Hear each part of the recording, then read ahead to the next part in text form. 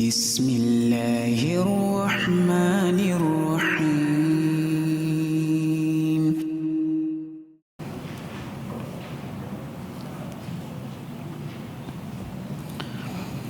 Bismillahirrahmanirrahim. Assalamualaikum warahmatullahi wabarakatuh. Alhamdulillahirabbil alamin. Wa bihi nasta'in ala umurid dunya waddin. Wassalatu wassalamu ala asyrafil anbiya'i wal mursalin nabiyyina Muhammad wa ala alihi wa sahbihi ajma'in wa man ihtada bihudah wattaba'a atharahu ila yaumiddin. Amma ba'd. Rabbi israh li sadri wa yassir li amri wahlul 'uqdatam min lisani yafqahu qawli. Allahumma inna nas'aluka ilman nafi'a wa rizqan thayyiba wa amalan mutaqabbala. Ayyuhal ikhwah wal akhwat, kaum muslimin wal muslimat yang semoga senantiasa dirahmati dan diberkahi oleh Allah Subhanahu wa taala.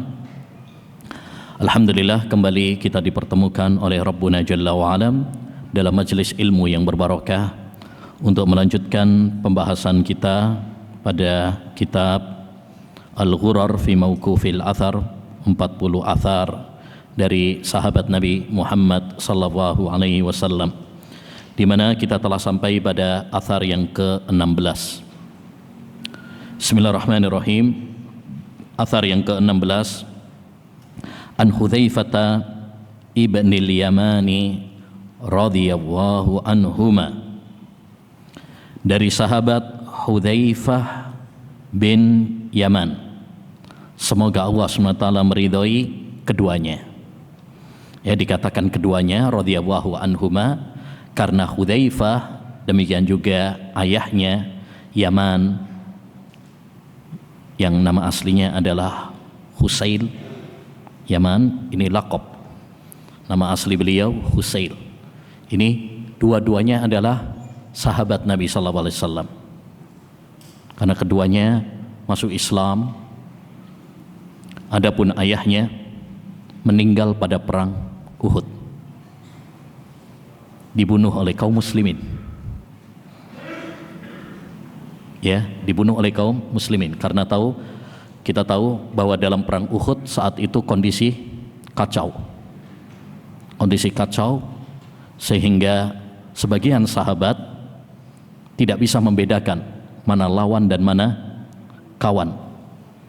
Termasuk yang menjadi korban adalah ayahnya Hudzaifah, Yaman atau Husail nama aslinya.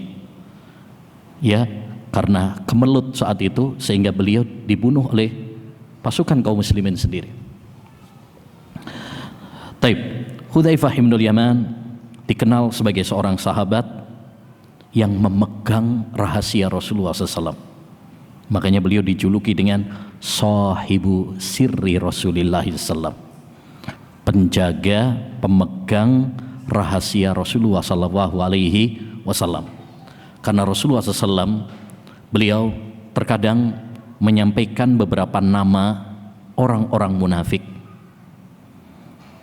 disampaikannya kepada Hudzaifah, dan tidak boleh untuk membocorkan kepada yang lainnya. Makanya dia disebut dengan sahibu sirri Rasulullah SAW.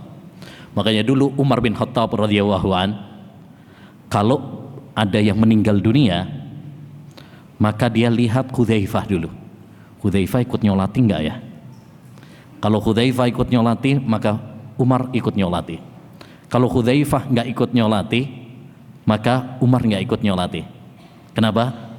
Karena berarti ya orang tersebut adalah orang munafik. Sebab Hudzaifah dia punya daftar nama orang-orang munafik. Dia tahu. Ya, disampaikan oleh Nabi SAW kepadanya. Bahkan saking takutnya Umar, beliau pernah tanya sama Hudzaifah, saya termasuk daftar tersebut apa tidak? Umar, ya, orang yang dijamin masuk surga, dia takut kalau dia masuk daftar munafik, sehingga pernah suatu saat tanya sama Hudzaifah, ya, saya tanya serius sama kamu, apakah saya termasuk daftar orang munafik yang dicantumkan oleh Nabi SAW kepadamu? Ya, kata Hudzaifah, tidak. dan saya tidak membocorkan selain untuk engkau saja. Ya, maksudnya ini khusus untuk kamu. Selain untuk kamu saya nggak mau membocorkan sebenarnya. Ya, tetapi karena Umar sangat dekat sama Hudzaifah radhiyallahu an, ya, bahkan Hudzaifah sering dipercaya oleh Umar bin Khattab radhiyallahu an, maka beliau mengatakan hal itu. Intinya Hudzaifah ini adalah seorang sahabat Nabi sallallahu alaihi wasallam, ya, yang sangat mulia, sering dipercaya oleh Nabi sallallahu alaihi wasallam. Beliau dan ayahnya dua-duanya adalah sahabat Nabi sallallahu alaihi wasallam dan dijuluki sebagai pemegang rahasia Nabi sallallahu alaihi wasallam.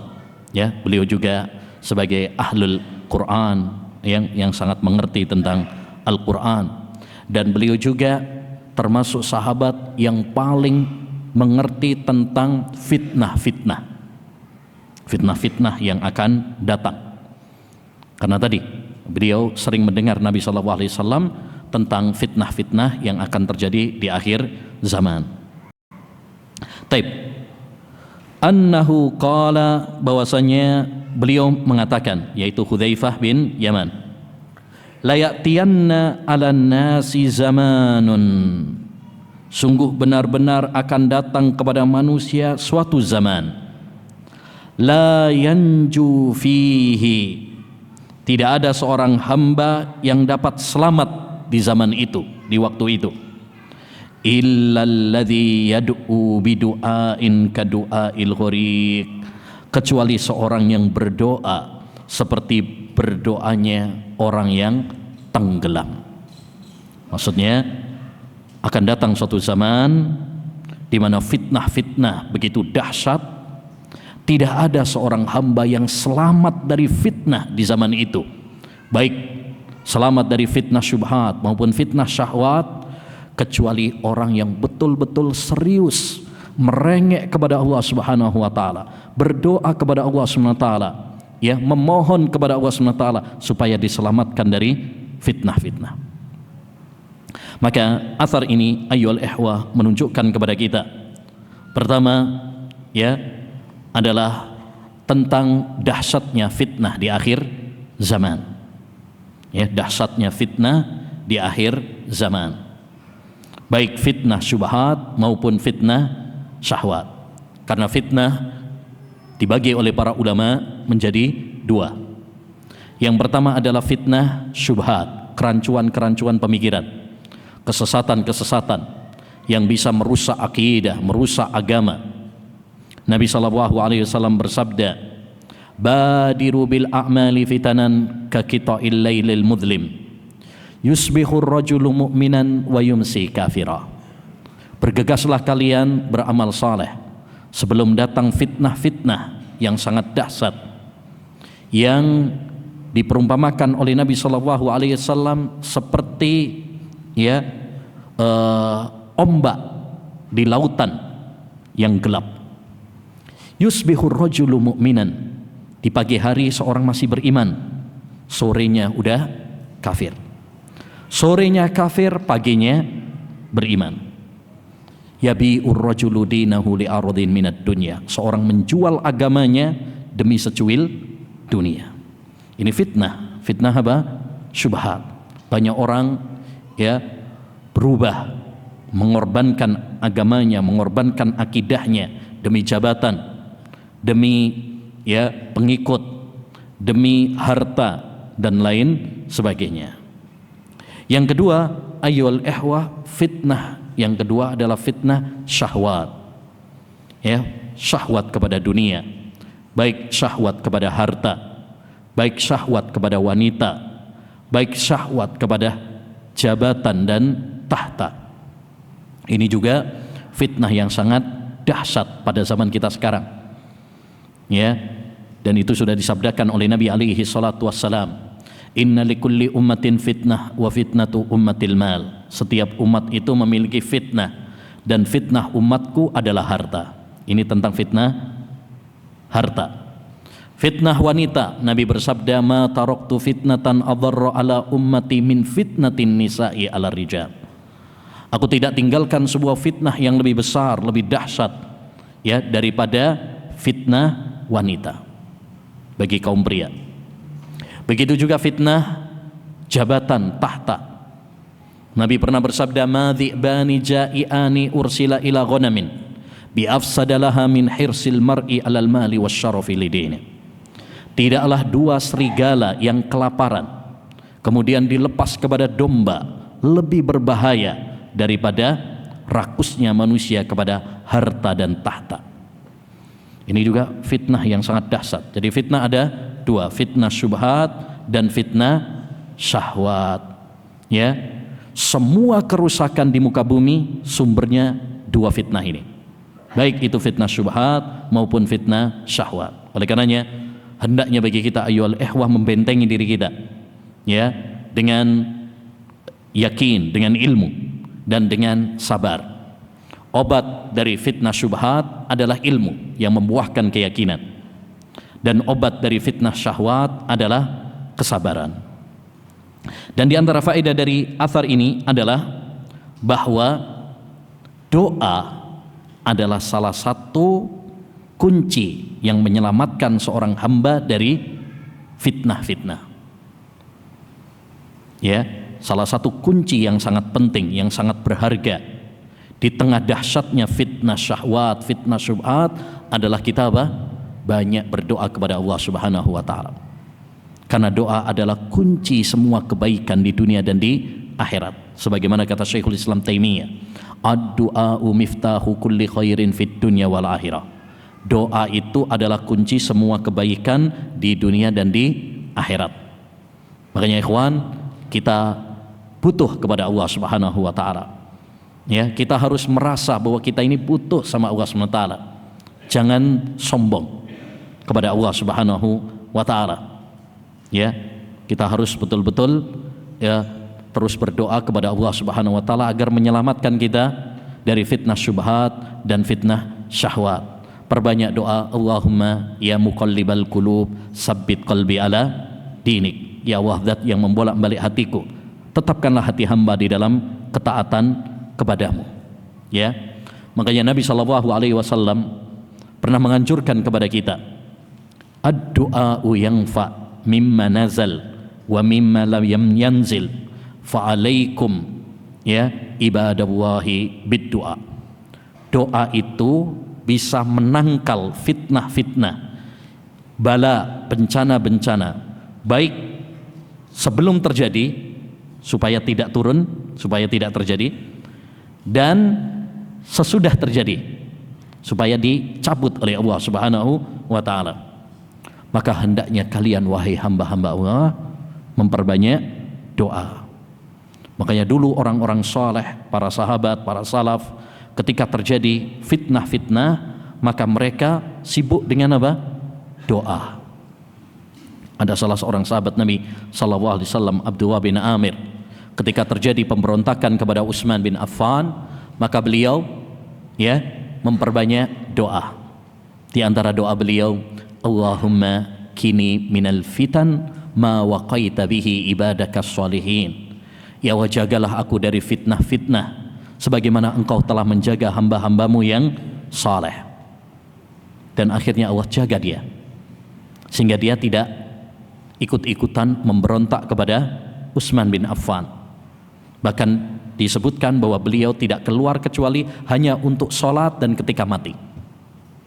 Hanya untuk sholat dan ketika saat mati. Artinya beliau tidak ikut dalam kudeta, pemberontakan dan lain sebagainya. Maka seorang hamba di tengah banyaknya fitnah harus banyak berdoa. Dan di antara faedah dari hadis yang mulia ini adalah ya anjuran untuk serius dalam berdoa, menghadirkan hati, fokus ketika berdoa. Ya, karena ini ayyuhal ikhwah salah satu sebab yang paling utama agar doa kita dikabulkan, yaitu apa? Menghadirkan hati, betul-betul merasa butuh kepada Allah SWT, betul-betul merengek seperti anak kecil yang merengek supaya dikasih ya uang oleh orang tuanya. Ya, kita ketika memohon kepada Allah Subhanahu wa taala, terkadang bibirnya saja berdoa, tetapi hatinya tidak. Ya, tetapi hadis atau athar ini memberikan faedah penting kepada kita, agar ketika kita berdoa kepada Allah, berdoalah seperti orang yang tenggelam. Maksudnya bagaimana? Dia betul-betul apa? Serius, fokus, betul-betul merengek, karena dia sadar tidak ada yang bisa menyelamatkan dia ketika tenggelam tersebut kecuali hanya Allah SWT. Begitu juga ya, saat-saat fitnah ya menimpa, hendaknya bagi kita untuk betul-betul serius dalam berdoa. Nabi Shallallahu Alaihi Wasallam ya pernah bersabda dalam hadisnya tentang doa, fa inna Allaha la yasma'u du'aan min qalbin ghafil. Hendaknya kalian serius dalam berdoa, hadirkan hati kalian ketika berdoa, karena Allah SWT tidak menerima doa dari seorang hamba yang lalai. Maksudnya cuma bibirnya saja berdoa tapi hatinya tidak ikut berdoa. Jadi ini penting, jangan sampai kita berdoa itu cuma di dalam bibir saja, tapi betul-betul hendaknya bagi kita untuk khusyuk, hendaknya bagi kita untuk betul-betul merengek, hendaknya bagi kita untuk menghadirkan hati kita ketika berdoa kepada Allah Subhanahu wa taala. Jadilah seperti anak kecil yang merengek supaya dibukakan pintu oleh orang tuanya. Ya, semakin kita merengek ya, maka orang tua kita akan kasihan. Ya, kita misalkan anak kita misalkan kalau minta uang, ya, awalnya nggak dikasih, tapi kalau udah nangis ya orang tua nggak tega biasanya. Begitu juga ketika kita meminta kepada Allah Subhanahu wa taala. Ketika kita merengek, betul-betul memohon kepada Allah Subhanahu wa taala dengan kesungguhan, maka Allah Subhanahu wa taala akan mengabulkan doa-doa kita. Baik. Berikutnya, athar yang kedua, athar yang ke-17, an Ammar bin Yasir radhiyallahu anhuma, dari sahabat Ammar bin Yasir, semoga Allah meridhai keduanya. Di sini juga keduanya ya. Kenapa? Karena Ammar juga ayahnya yaitu Yasir, dua-duanya adalah sahabat.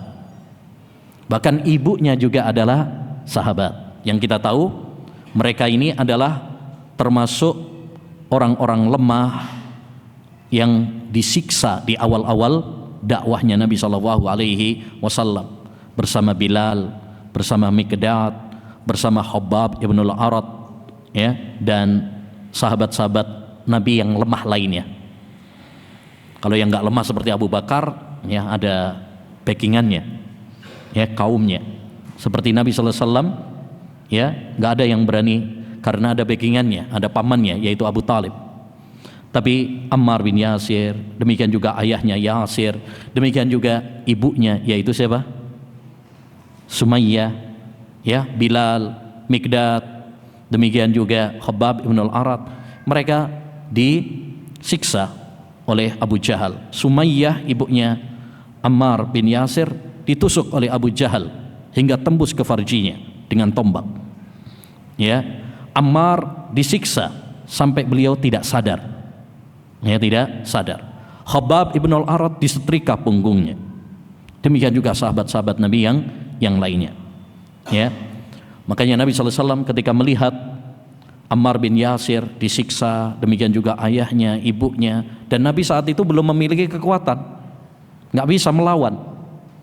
Ya, nggak bisa melawan. Beliau hanya mengatakan apa? Sabron ala Yasir, fa inna mau'idakumul jannah. Sabarlah wahai keluarga Yasir, sesungguhnya tempat kalian adalah surga. Ammar bin Yasir adalah seorang sahabat Nabi yang mulia, ya, yang dipuji oleh Nabi SAW imannya. Dalam riwayat Nasai, Nabi bersabda, muli'a Ammarun imanan ala musyashih. Ya, Ammar bin Yasir itu adalah seorang yang dipenuhi keimanan. Bahkan imannya telah mendarah daging dalam tubuhnya. Ini pujian yang sangat luar biasa dari Nabi SAW kepada sahabat siapa? Ammar bin Yasir. bahwasanya beliau adalah seorang yang betul-betul kokoh, kuat imannya. Makanya walaupun beliau disiksa, bahkan walaupun beliau dengan mengucapkan dengan lisannya kalimat kekufuran, tapi hatinya tetap tentram dengan keimanan. Illa man ukriha wa qalbuhu mutmainnun bil iman. Ammar bin Yasir, beliau meninggal ketika dalam perang Siffin, ya, ketika beliau di kubunya Ali bin Abi Thalib. Semoga Allah meridai keduanya. Annahu qala, beliau mengatakan, salasun man jama'ahunna jama'al iman. Ada 3 perkara, siapa yang mengumpulkannya, yakni siapa yang memiliki 3 hal tersebut, faqad jama'al iman, berarti dia telah mengumpulkan keimanan. Jadi ada 3 perangai, siapa yang melaksanakan 3 perangai ini berarti dia telah mengumpulkan keimanan pada dirinya. Yang pertama, al-insafu min nafsik. Ya, insaf. Insaf itu apa? Adil terhadap diri. Wal infaqu minal iktar, dan berinfak dalam kondisi fakir.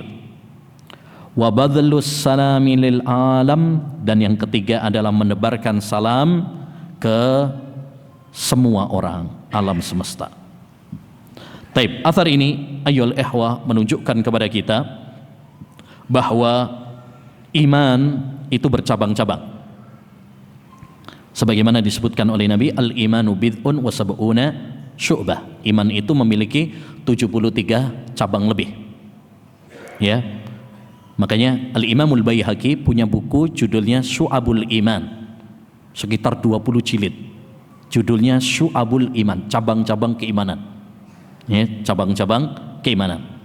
Nah, salah satu cabang dari keimanan 73 cabang tadi adalah apa yang disebutkan oleh Ammar bin Yasir. Ya, di mana beliau mengatakan di antara cabang keimanan ada 3 hal. Siapa yang bisa melaksanakan 3 hal ini pada dirinya, dapat mengumpulkan 3 hal ini pada dirinya, maka berarti dia telah mengumpulkan keimanan. Yang pertama adalah insaf. Insaf artinya ya, berkata yang adil. Ya, berkata yang adil.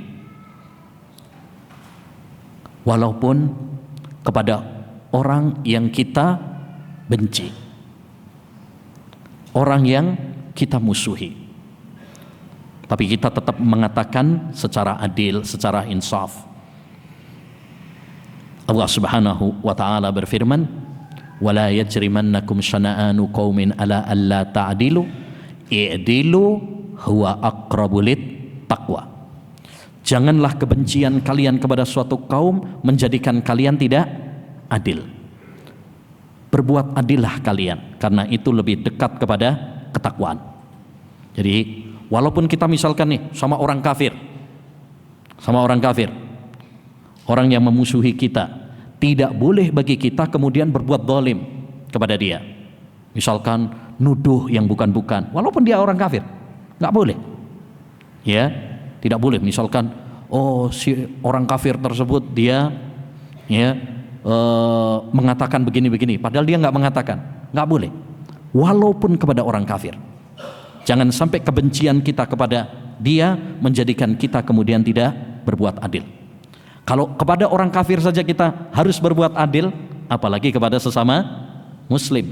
Terkadang ada sebagian orang, mungkin dia punya masalah dengan temannya, punya masalah dengan tetangganya, akhirnya dia tidak berbuat adil dalam menilai sahabatnya tersebut. Nah, ini nggak boleh. Lihat Imam Ahmad bin Hanbal rahimahullahu ta'ala. Suatu saat beliau pernah melihat murid-muridnya keluar dari majelisnya Abu Quraib. Maka kata Imam Ahmad, dari mana kalian? Mereka mengatakan, dari majelisnya Abu Quraib. Ya, kata Imam Ahmad, Masya Allah, Syekhun saleh, dia adalah seorang syekh atau guru yang baik, ambil ilmu darinya. Murid-muridnya heran. Kenapa?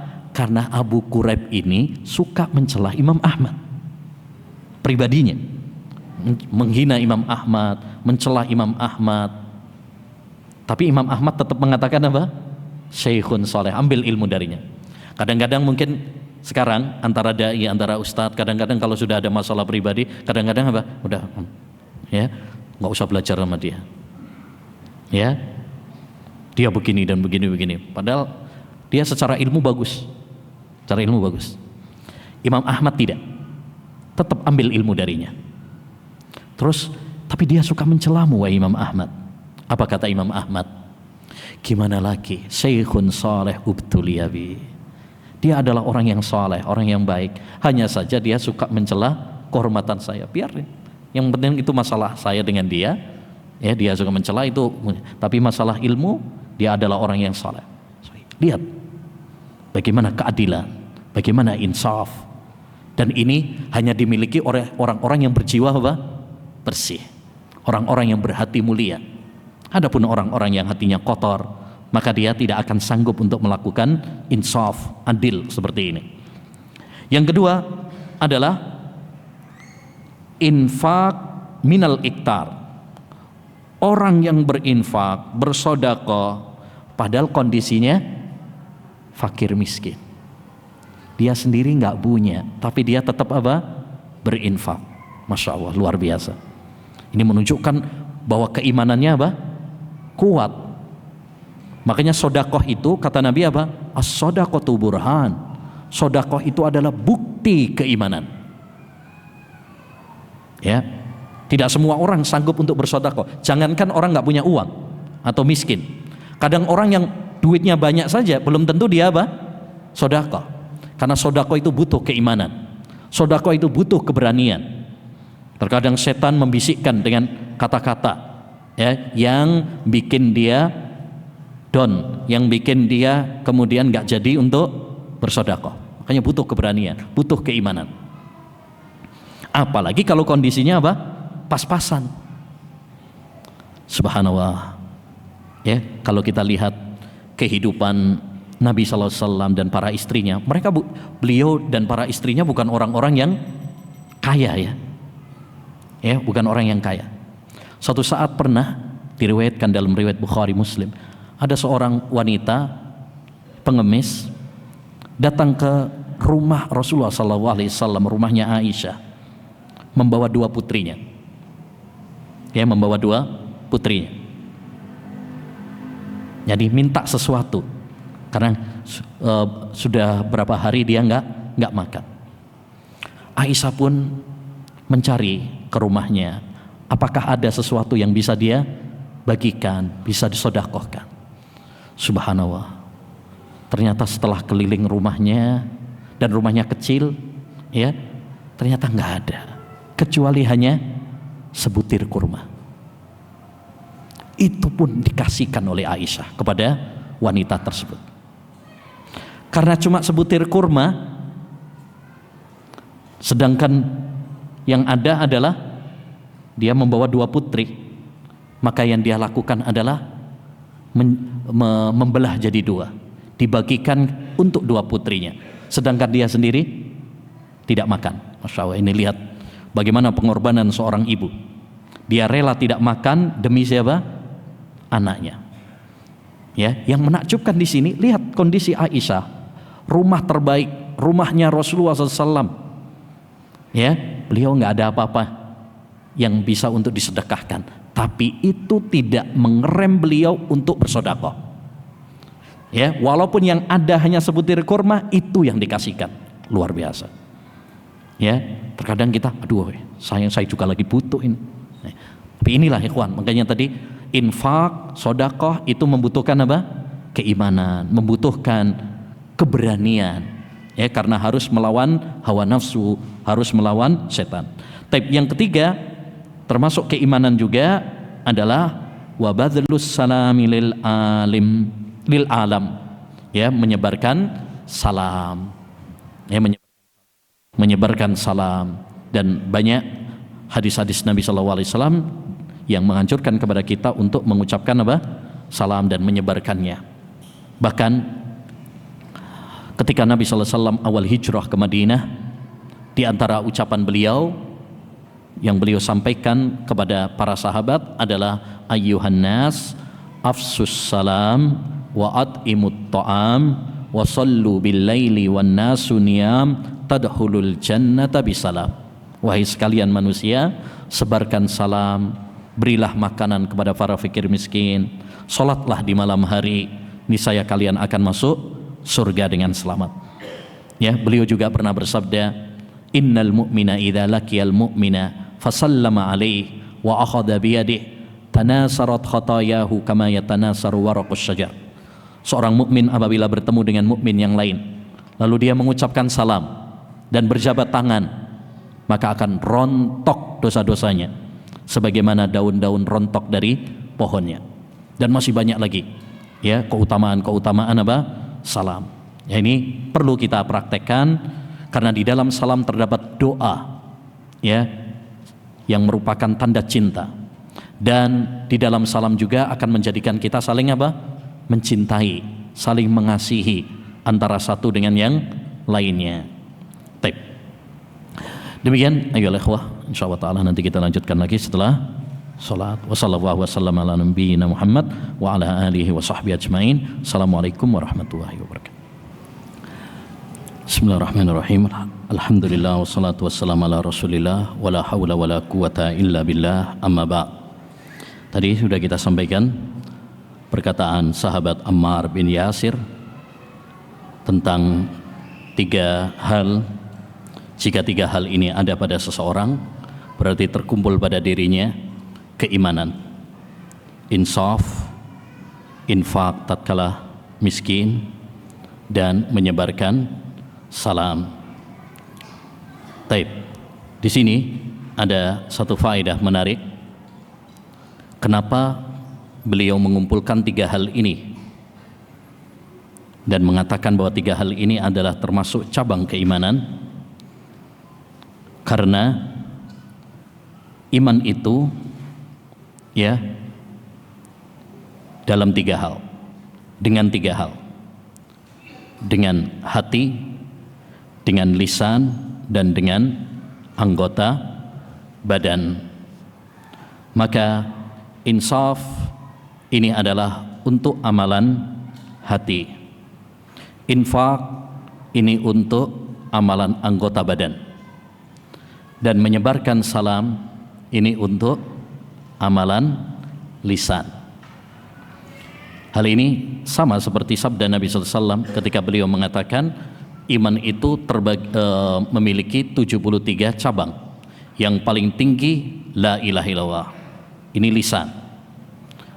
Dan yang paling rendah menyingkirkan gangguan dari jalan, ini adalah amalan anggota badan, karena kita nyingkirkan berarti pakai tangan. Kemudian kata Nabi apa? Dan malu itu termasuk cabang keimanan, dan malu tempatnya di dalam hati. Jadi dikumpulkan oleh Ammar bin Yasir 3 hal ini karena iman mencakup 3 hal tadi ya. Dan ini menurut Ahlus Sunnah wal Jamaah merupakan suatu kesepakatan. Iman bukan hanya cuma sekedar ucapan, iman bukan hanya cuma sekedar keyakinan dalam hati, dan iman juga bukan hanya sekedar amalan anggota badan, tapi ya 3 hal tersebut harus ada. Taib. Berikutnya ayul ihwah, athar yang ke-18.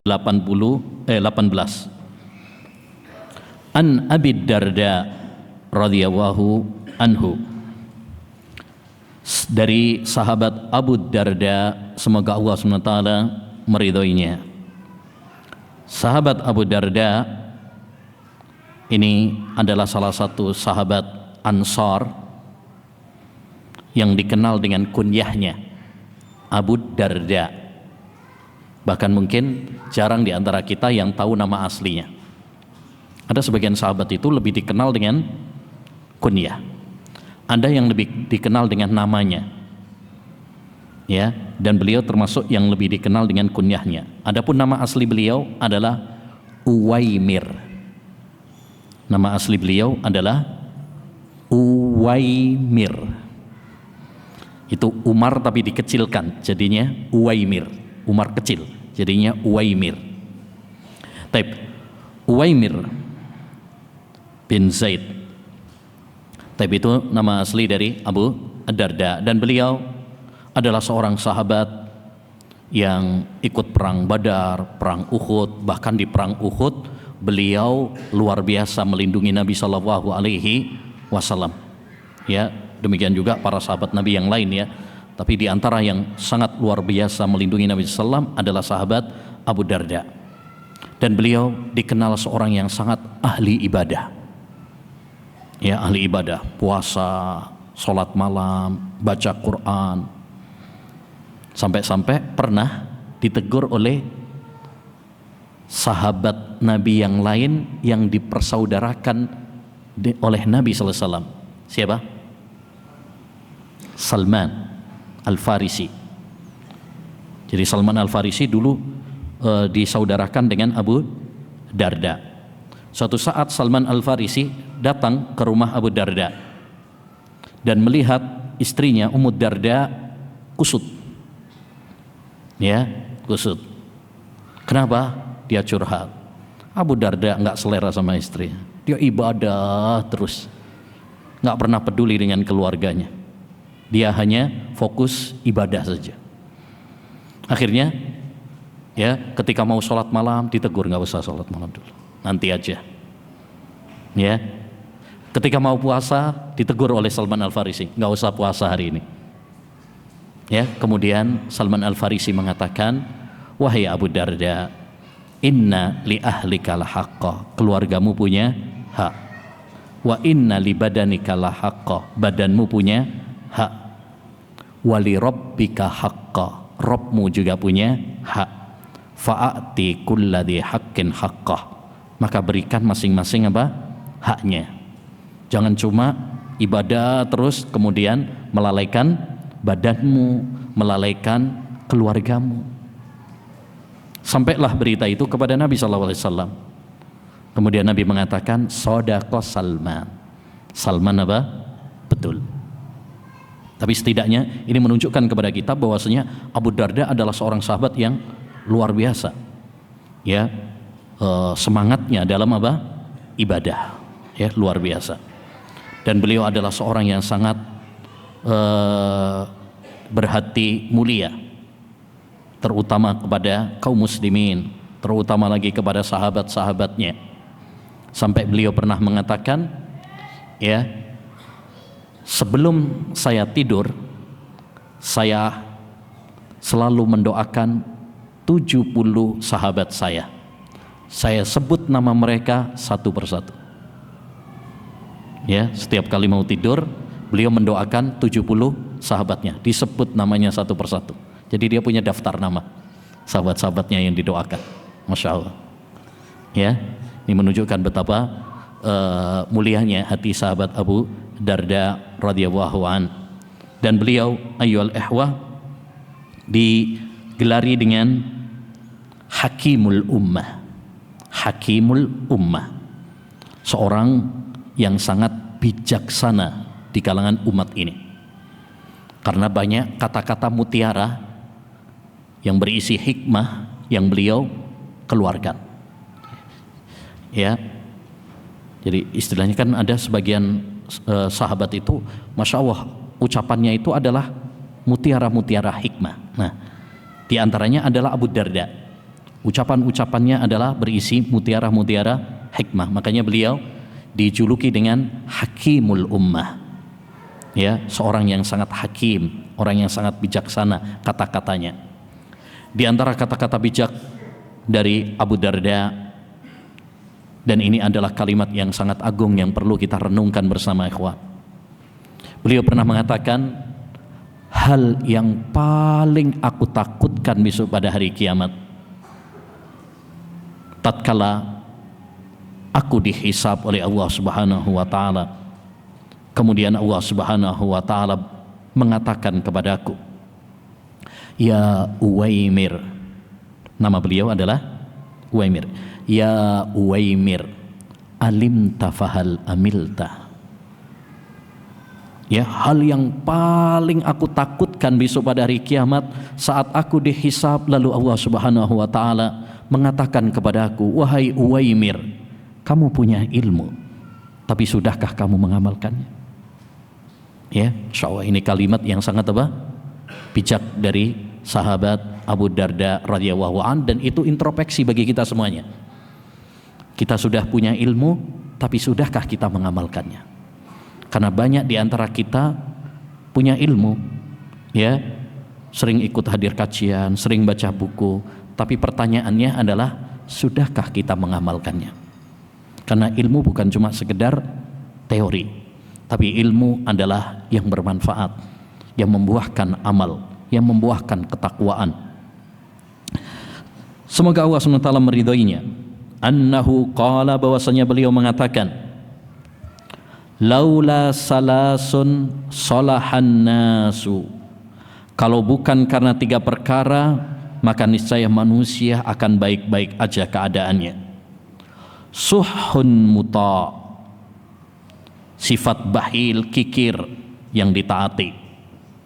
Wahawan muttaba, hawa nafsu yang diikuti. Wa i'jabu kulli dhi ra'yin bi ra'yihi, dan ujubnya setiap pemilik pendapat dengan pendapatnya masing-masing.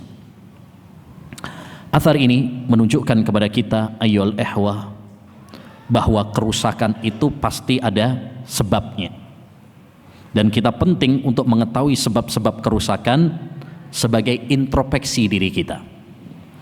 Termasuk adalah perusak-perusak hati. Ini perlu kita tahu apa saja yang bisa merusak hati kita, apa saja yang bisa merusak iman kita, untuk kita waspadai, untuk kita jauhi. Seorang penyair pernah mengatakan, araftu syarra la lisyarri lakin litawakki, wa man la ya'rifu syarra minal khairi yaqa'u fi.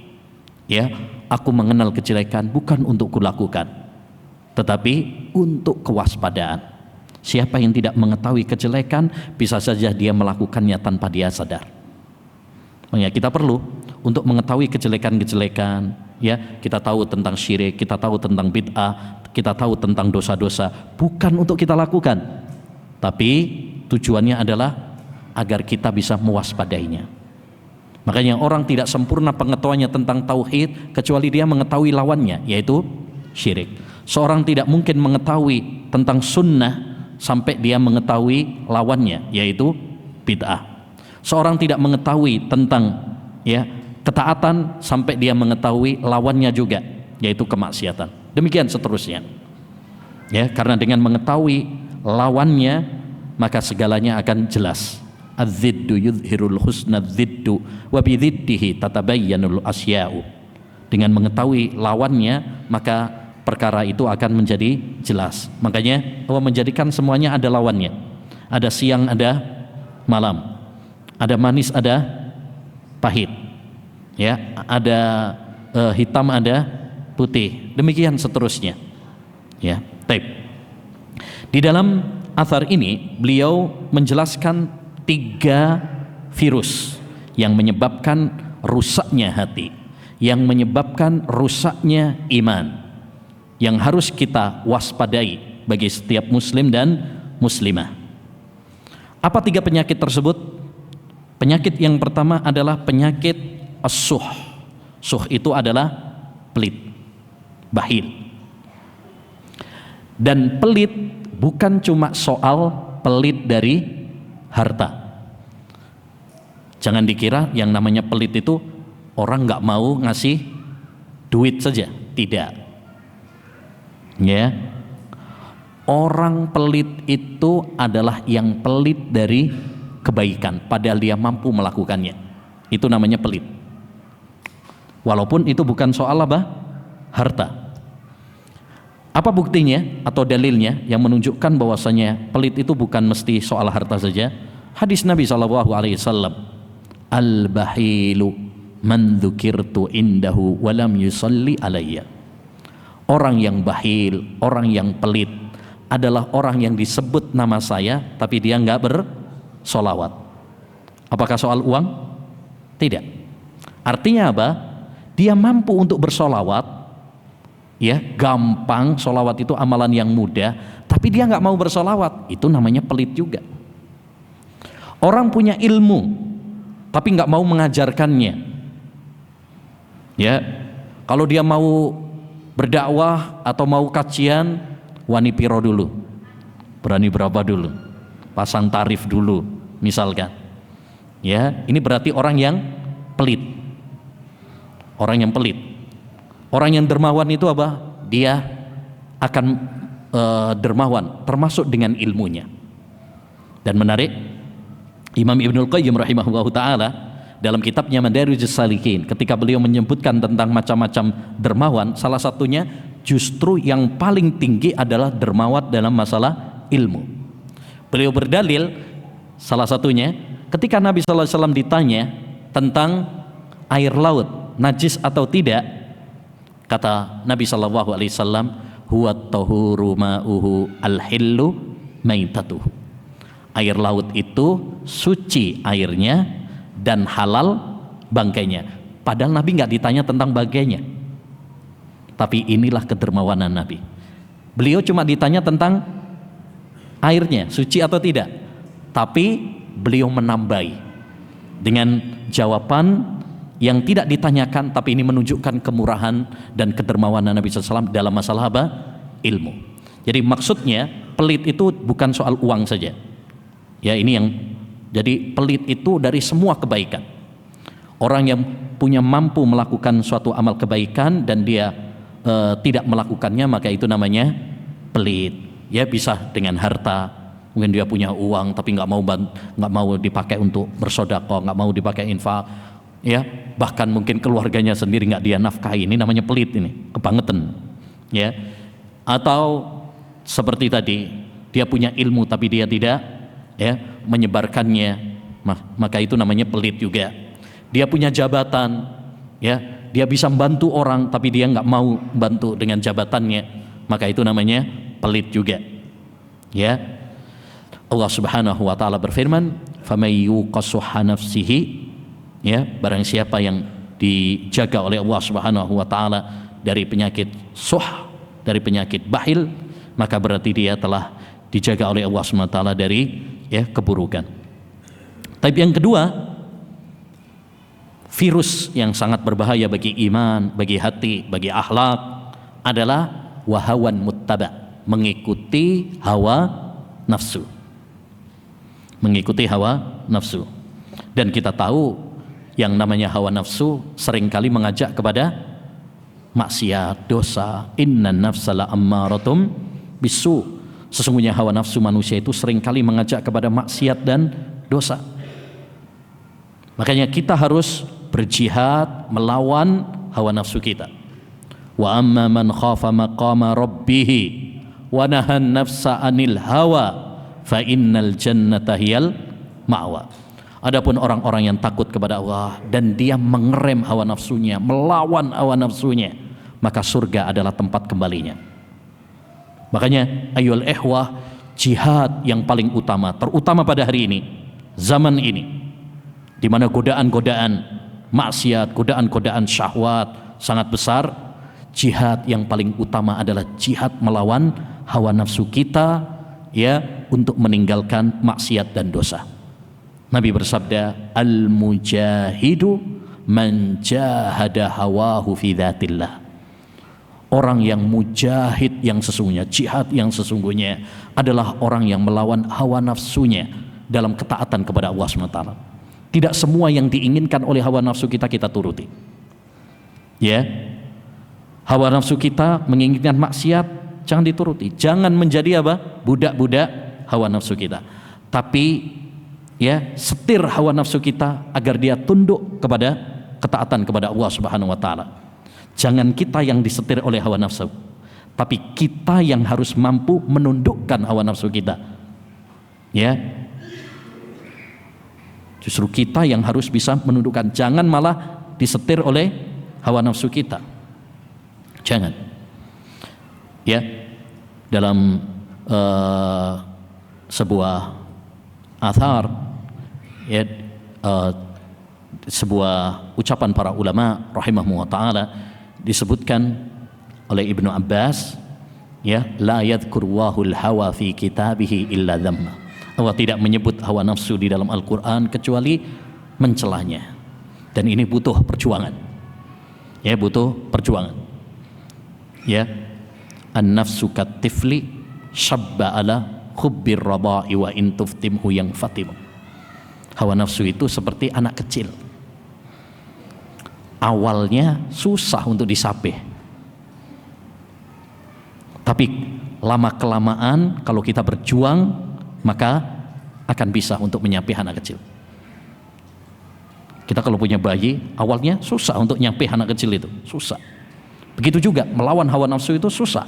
Tapi ya, kalau kita berjuang, berdoa kepada Allah SWT, melatih, tidak putus asa, ya, terus menuntut ilmu, berjuang melawan hawa nafsu kita, insya Allah Allah Subhanahu Wa Taala akan memberikan kemudahan.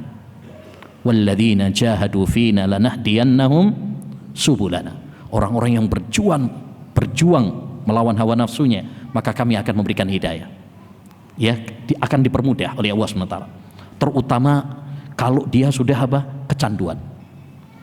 Orang kalau sudah kecanduan itu susah untuk meninggalkan, ya, larangan-larangan tersebut. Makanya, ya, segalanya butuh proses, perjuangan. Kita tidak boleh menyerah. Ya, tidak boleh menyerah.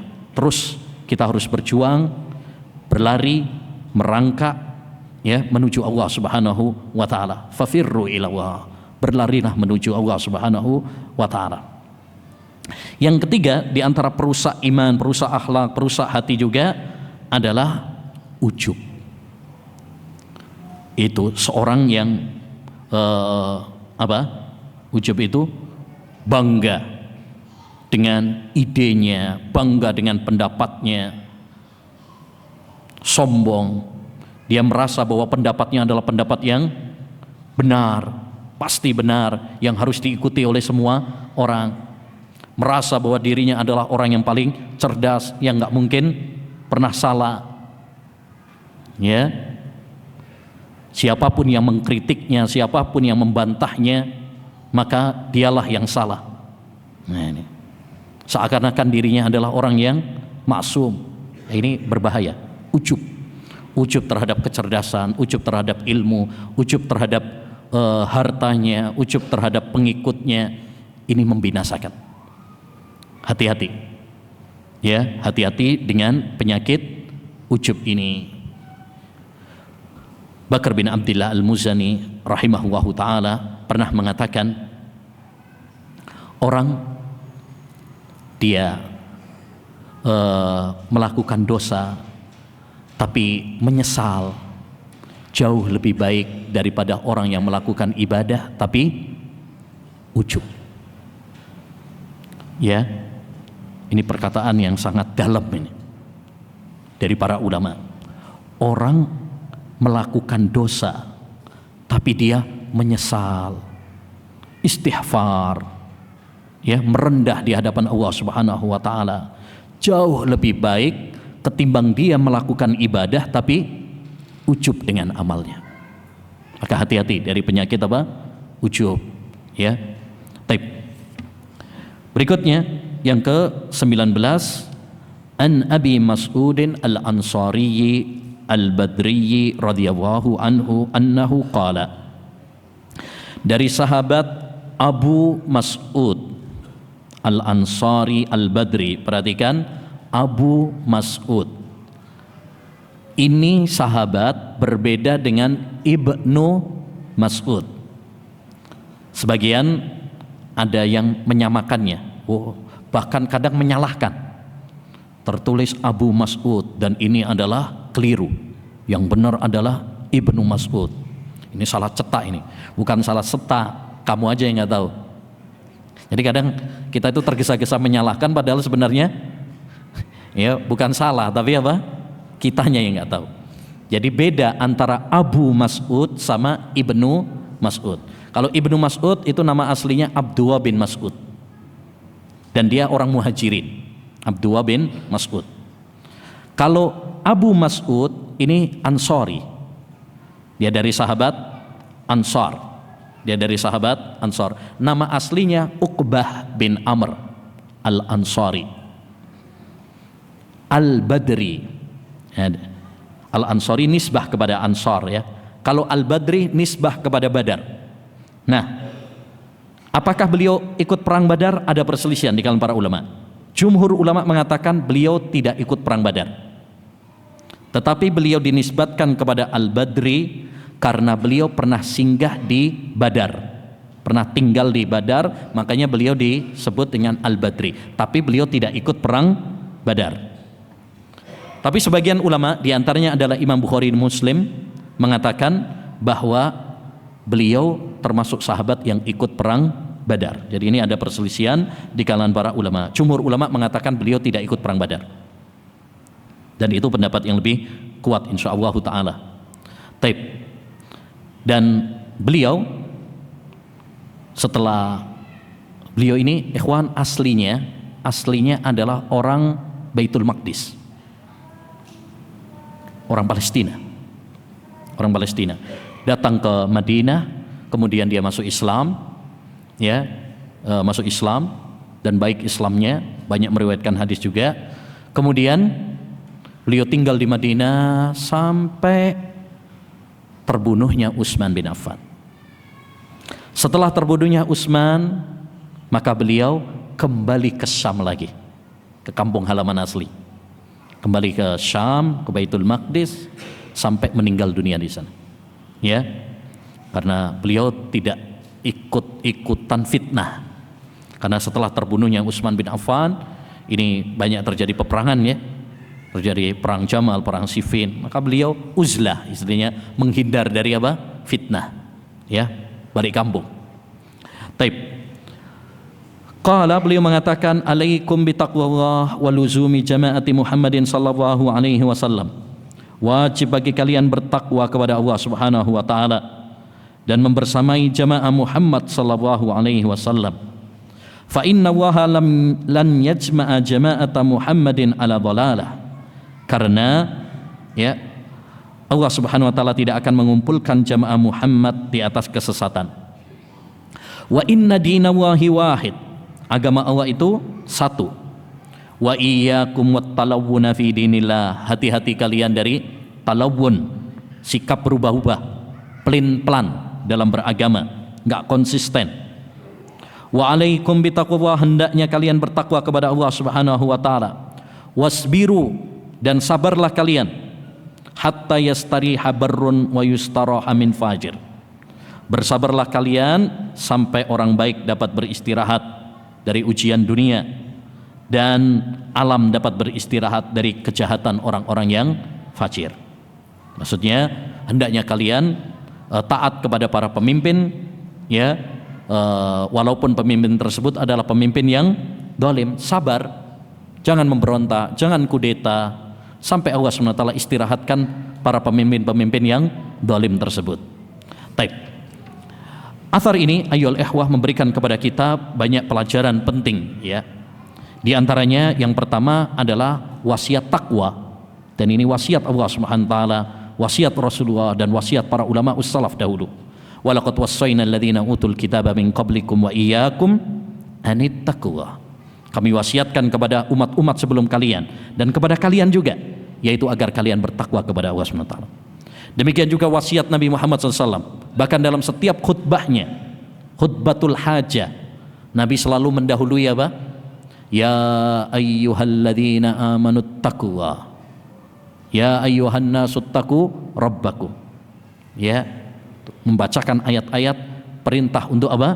Bertakwa kepada Allah Subhanahu wa taala. Begitu juga ketika beliau mengirim dan menasihati para sahabatnya, yang selalu beliau wasiatkan adalah agar bertakwa kepada Allah. Oleh karenanya tidak ada wasiat yang lebih baik daripada wasiat takwa, yaitu kita semangat melaksanakan perintah-perintah Allah, ya, dan menjauhi larangan-larangan Allah Subhanahu wa taala dengan ikhlas dan ittiba, mengikuti sunnah Nabi sallallahu alaihi wasallam. Jadi takwa itu adalah membentengi diri kita dari neraka Allah SWT dengan melaksanakan perintah-perintah Allah, dan menjauhi larangan-larangan Allah SWT secara ikhlas dan ittiba, sesuai tuntunan Rasulullah. Itu definisi takwa yang paling bagus. Ya, yang paling bagus. Jadi takwa bukan cuma soal kita melaksanakan perintah-perintahnya saja, tapi takwa juga soal apa? Meninggalkan larangan. Ini yang paling penting nih. Kalau cuma sekedar sholat, sekedar puasa, banyak orang yang bisa melaksanakan.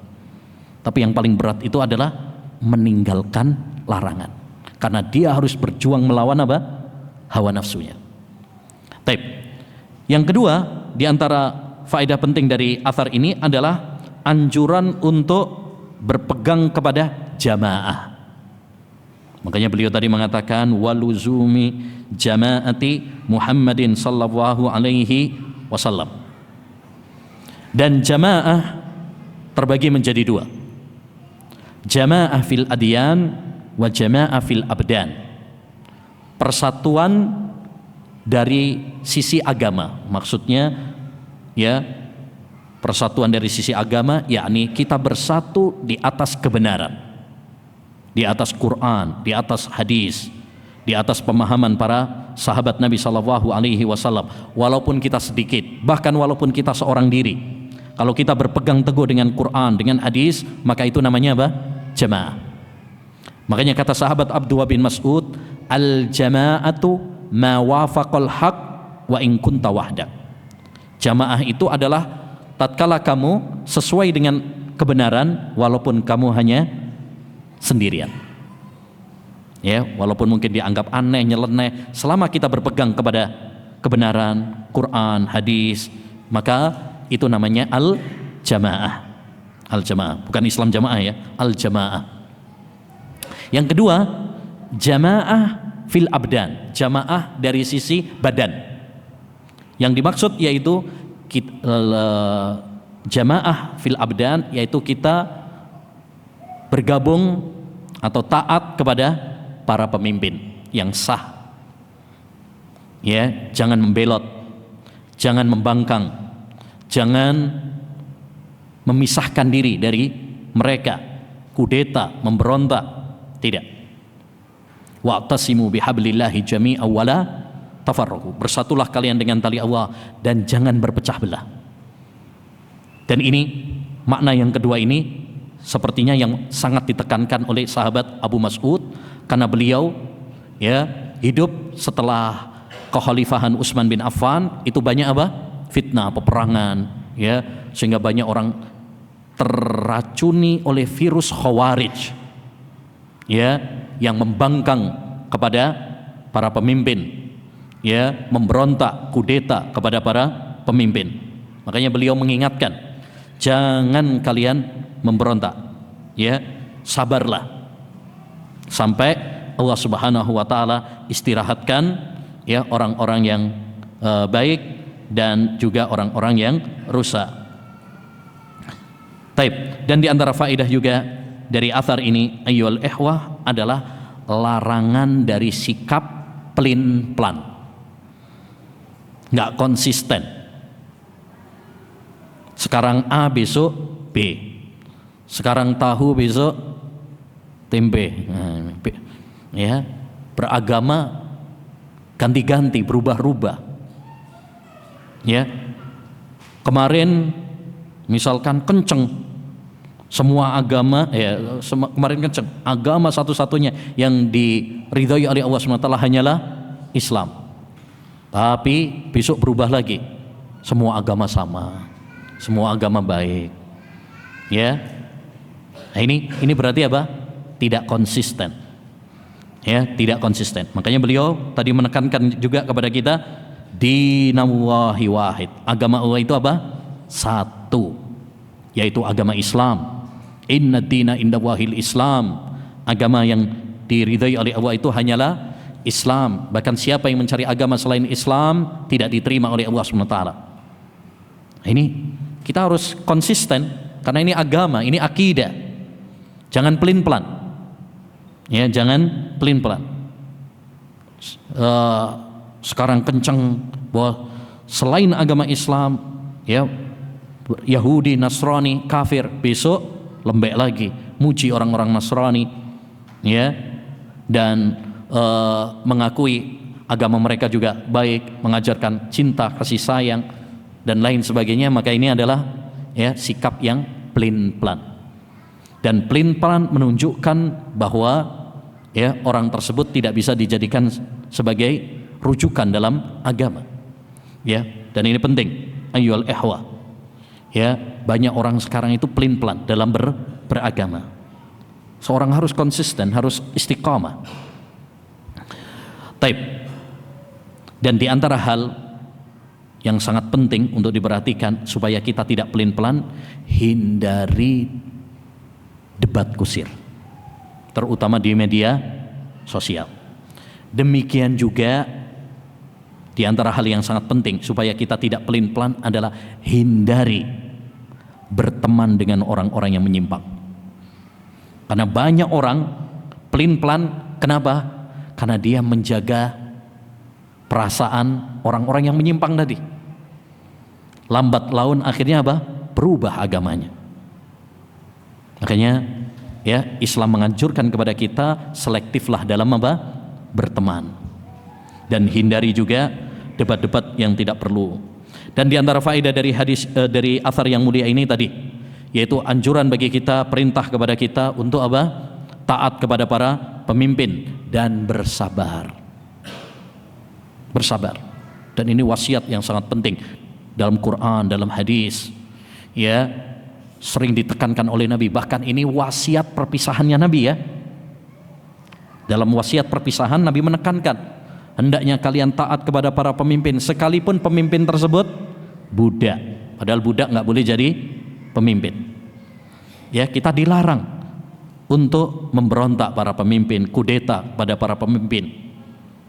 Ini bukan soal berani atau pengecut, tidak. Tapi ini adalah perintah Allah SWT. Ya, ini adalah perintah Rasulullah SAW. Jangan hanya mengutamakan apa? Hawa nafsu, hanya emosi, terprovokasi, tidak. Orang itu harus mengikuti apa? Syariat Allah Subhanahu wa taala, dan kita yakin bahwa apa yang dianjurkan oleh Allah Subhanahu wa taala itulah yang terbaik.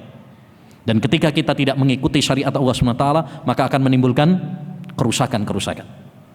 Dan sejarah membuktikan tidak ada satu pemberontakan pun, kudeta, kecuali menghasilkan ya kerusakan yang lebih besar.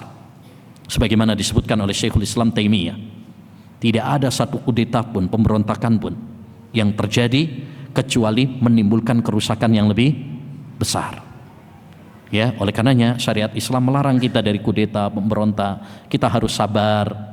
Ya, ini bukan wah ini berarti kita lemah. Sampai kapan sabar? Ya, sabar ada batasnya. Ya, ada batasnya. Batasnya kalau mati. Ya, kita sabar sampai apa? Mati, karena ibadah kepada Allah itu sampai mati. Nah, yang terakhir, athar yang ke-20, an Abdullah bin Salam, dari Abdullah bin Salam. Abdullah bin Salam ini ikhwan adalah dahulu adalah seorang ulama Yahudi. Ulama Yahudi. Dan beliau ini Masya Allah keturunan dari Nabi Yusuf. Beliau ini keturunan dari Nabi Yusuf bin Yakub. Makanya beliau orang yang terhormat. Beliau ini orang Yahudi yang sangat terhormat. Karena dia seorang alim, ulamanya orang Yahudi. Nah, begitu Nabi SAW datang ke kota Madinah, kan dia orang Madinah ini ya, Yahudi Bani Qainuqa, ya. Ketika dengar Nabi SAW datang, orang-orang ramai ngerumuni Nabi SAW, dia pun ikut-ikutan. Kepo juga dia. Nabi SAW datang, orang-orang pada apa? Nyambut Nabi SAW. Nah ini kepo juga dia. Ikut-ikutan lihat, mana sih orang? Masih Yahudi dia. Dan ketika melihat wajah Nabi SAW, ya langsung bersemi cinta dalam hatinya. Dia mengatakan, wajah Muhammad awal kali aku melihatnya, pandangan pertama ini, cinta pandangan pertama ini, pertama kali saya melihat wajah Nabi Muhammad, saya yakin dia bukanlah pendusta. Dia bukanlah wajah pendusta. Setelah itu dia tanya-tanya Nabi Muhammad SAW. Dia bertanya tentang 3 hal. Yang 3 hal ini tidak akan mampu dijawab kecuali oleh seorang Nabi. Dan ternyata Nabi mampu menjawabnya karena dapat wahyu Jibril. Akhirnya dia pun apa? Masuk Islam. Asyhadu an la ilaha illallah, asyhadu anna Muhammadan rasulullah. Masuk Islam. Ketika masuk Islam ada kisah menarik. Ketika masuk Islam, sebelum dia mengumumkan keislamannya, Nabi kumpulkan orang-orang Yahudi, kemudian tanya, gimana menurut kalian Abdullah bin Salam? Abdullah bin Salam menurut kalian gimana orang-orang Yahudi? Orang Yahudi bilang apa? Huwa khairuna wa ibnu khairina. Dia adalah orang yang paling baik di antara kami dan anak orang yang paling baik di antara kami. Artinya dia keturunan orang baik juga. Dianya orang baik, keturunan keluarga yang baik juga. Karena dia keturunan siapa? Nabi Yusuf juga. Baik. Lalu kata Nabi, bagaimana menurut kalian kalau seandainya Abdullah bin Salam masuk Islam? Kata mereka, na'udzubillah. Jangan sampai Abdullah bin Salam masuk Islam. Ya nggak mungkin katanya. Taib. Setelah Nabi mengatakan seperti itu, Abdullah bin Salam masuk dan mengatakan asyhadu alla ilaha illallah. Kaget mereka. Ya. Habis itu berubah 180 derajat. Setelah masuk Islam, orang Yahudi mengatakan Abdullah bin Salam syarruna wa benu syarrina. Orang paling jahat, orang paling rusak di antara kami. Sebelum masuk Islam dia dipuji-puji. Setelah masuk Islam langsung dibully, dihabisi. Ya gitulah orang-orang Yahudi ya. Orang pendusta. Ya. Abdullah bin Salam termasuk ulamanya, bahkan setelah dia masuk Islam ya, karena memang orang pinter ya, setelah masuk Islam pun dia Masya Allah ahlul Quran, hafid Quran ya, dan dia termasuk ulama yang direferensi, yang dipuji oleh Nabi SAW. Beliau pernah mengatakan yauma kutila Utsman, pada hari terbunuhnya Utsman, karena Utsman dibunuh oleh para pemberontak yang mengepung rumahnya. Kata Abdullah bin Salam, wallahi, demi Allah, la turikuna mihjaman min damin. Tidaklah kalian menumpahkan darah tanpa hak, yakni membunuh. Ya. Sekalipun hanya sebanyak alat bekam. Alat bekam itu kan kecil ya. Yani walaupun darahnya itu cuma dikit, kalau kalian menumpahkan ya, membunuh dengan cara yang tidak dibenarkan oleh Islam, illasdattum bihi minallahi bu'da, melainkan akan membuat kalian bertambah semakin jauh dari Allah Subhanahu wa taala. Yakni ya, kalau kalian melakukan dosa pembunuhan, itu hanya akan menjadikan kalian semakin jauh dari Allah Subhanahu wa taala. Maka ini menunjukkan kepada kita tentang haramnya menumpahkan darah walaupun hanya sedikit. Makanya tadi beliau mengatakan apa? Walaupun hanya sebesar alat bekam, nggak banyak maksudnya. Karena apalagi bunuh sekarang, kadang-kadang nggak mengeluarkan darah bisa mati juga. Ya, mungkin diracun, ya, pakai kopi sianida, ya, mungkin ya ini itu. Kadang mungkin nggak mengeluarkan darah. Jadi di sini yang dimaksud adalah mengeluarkan darah, menumpahkan darah adalah membunuh. Walaupun nggak sampai menumpahkan darah. Kalau dia membunuh ya, dan pembunuhannya adalah pembunuhan yang tidak diizinkan oleh Allah SWT, saya katakan kalau pembunuhannya tidak diizinkan, karena di sana ada pembunuhan yang diizinkan, seperti kisos, seperti rajam, seperti hukuman bagi orang yang murtad, ya. Tapi kalau pembunuhan yang tidak diizinkan seperti pembunuhan kepada Utsman, tentu ini adalah ya haram, pembunuhan yang haram. Apalagi beliau adalah seorang menantu Rasulullah SAW. Beliau adalah 10 sahabat yang dijamin masuk surga. Ya, tentu membunuhnya adalah sebuah kemaksiatan dan dosa sangat besar yang akan menjauhkan seorang hamba dari Allah Subhanahu wa taala. Ya, maka ini ikhwan, ini penting sekali. Karena dosa pembunuhan ini adalah dosa paling besar setelah syirik. Kata Imam Ahmad, saya tidak mengetahui sebuah dosa yang paling besar setelah syirik daripada dosa pembunuhan.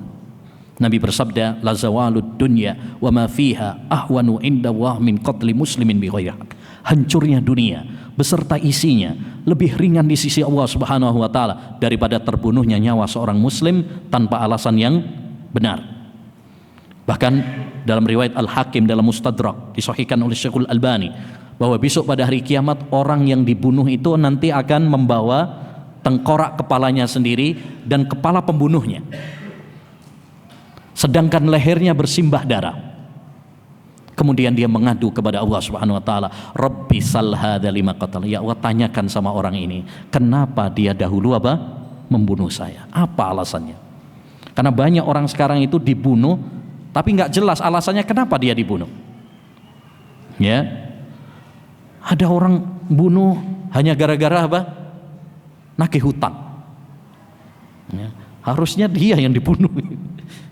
Ya, ini enggak, yang nagih hutang malah dibunuh. Karena alasan yang tidak benar. Ya, bahkan di Indonesia ini kalau kita lihat di berita-berita ya, mengerikan. Ya, pembunuhannya sangat mengerikan.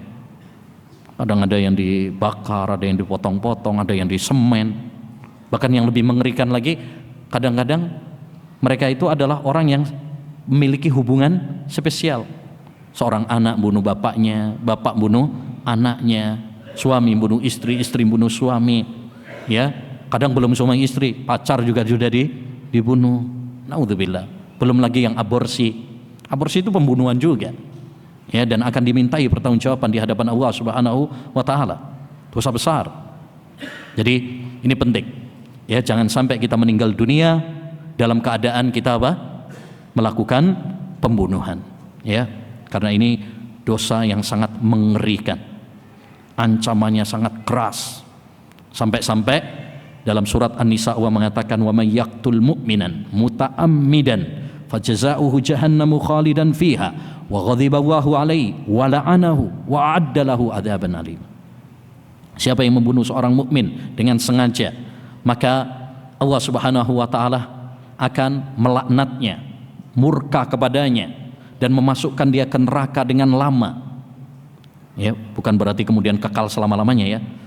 Akidah Ahlussunnah wal Jamaah mengatakan bahwa selama orang itu bertauhid, maka dia bisa keluar dari neraka dengan syafaat, dengan ampunan dari Allah Subhanahu wa taala. Tapi di sini maksudnya dia waktu yang lama di neraka dan Allah siapkan untuknya adab yang sangat pedih. Nah, demikian ayyul ikhwa wal akhwat rahimani wa rahimakumullah yang bisa kita bahas 5 athar ya.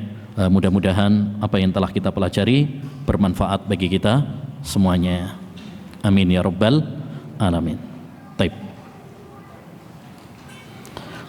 Sebelum kita tutup, kita tanya ya. Baik, akhwat dulu, ikhwan dulu deh, gantian. Biasanya akhwat terus. Ikhwan dulu. Tadi kita sampaikan ucapan Ammar bin Yasir. 3 hal yang merupakan keimanan: insaf, infak tatkala kiri, dan menyebarkan salam. Kenapa digabung menjadi 3? Yang belum pernah jawab ya?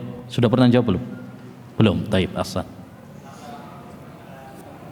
Karena iman itu mencakup 3: amalan hati, lisan, anggota badan. Taib. Korelasinya, hubungannya dengan ucapan Ammar. Insaf itu amalan apa? Amalan hati. Infak, amalan anggota badan. Masya Allah, ahsan, barakallahu fiik. Taib. Pertanyaan yang kedua, tetap ikhwan.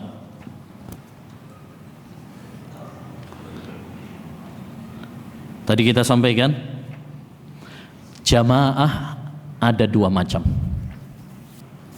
Yang dimaksud dengan al-jamaah ada dua macam. Siapa yang bisa? Nah,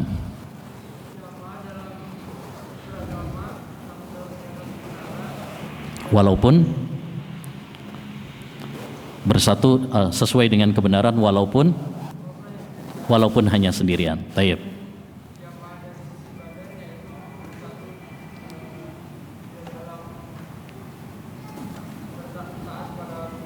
Nah, bersatu dalam ketaatan kepada para pemimpin, tidak memberontak, tidak mengkudeta para pemimpin. Nah, ahsant, barakallahu fiik. Taib. Sekarang untuk akhwat.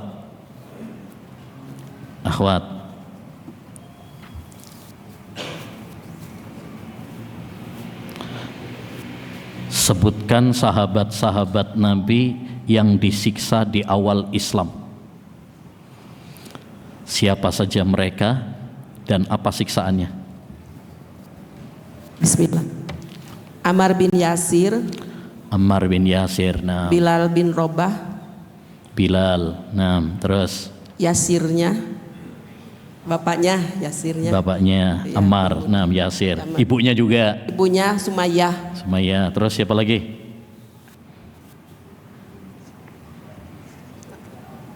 Sudah, Ustaz. Sudah. Berarti keluarga Yasir doang nih. Taib, apa saja siksaannya? Siksaannya Sumayyah apa? Sumayyah itu ditusuk dengan besi panas sampai meninggal. Ditusuk oleh Abu Jahal hingga tembus ke kepalanya, ke otak. Farjinya, iya dari farji ke farjinya. Iya. Kok tembus ke kepala ya? Dari farji. Taib. Kalau Ammar bin Yasir disetrika Ustaz. Kalau disetrika bukan Ammar. Disiksa. Kalau yang disetrika itu siapa? Bilal bin Robah. Khabbab ibnul Arad. Kalau Bilal itu dipanaskan di padang pasir, ya. Sama dikasih batu. Nah, kalau Ammar bin Yasir diapain? Disiksa hingga tidak sadar.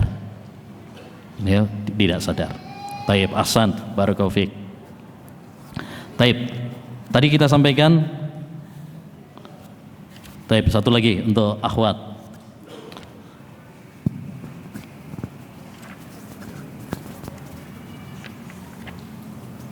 Untuk akhwat. Taib.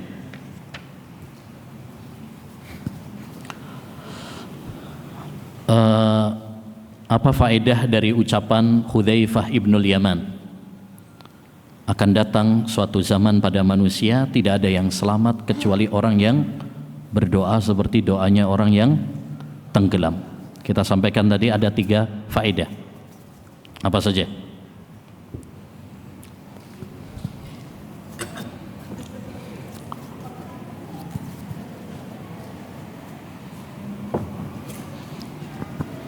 Bismillah. Yang pertama, doa adalah salah satu kunci menyelamatkan dari fitnah. Yang kedua, doa bisa menangkal dari bala dan fitnah. Yang ketiga, anjuran untuk serius dalam berdoa, dalam arti menghadirkan hati betul-betul kepada Allah. Yang pertama tadi apa? Doa adalah salah satu kunci menyelamatkan dari fitnah. Itu yang kedua itu. Yang pertama apa? Dahsyatnya fitnah di akhir zaman. Baru kemudian yang kedua, bahwa salah satu kunci keselamatan dari fitnah adalah apa? Doa. Kemudian yang ketiga, pentingnya menghadirkan hati dalam berdoa. Taib, ahsant. Barakallahu fikum. Wa sallallahu wasallam ala nabiyina Muhammad wa ala alihi wa sahbihi ajma'in. Assalamualaikum warahmatullahi wabarakatuh.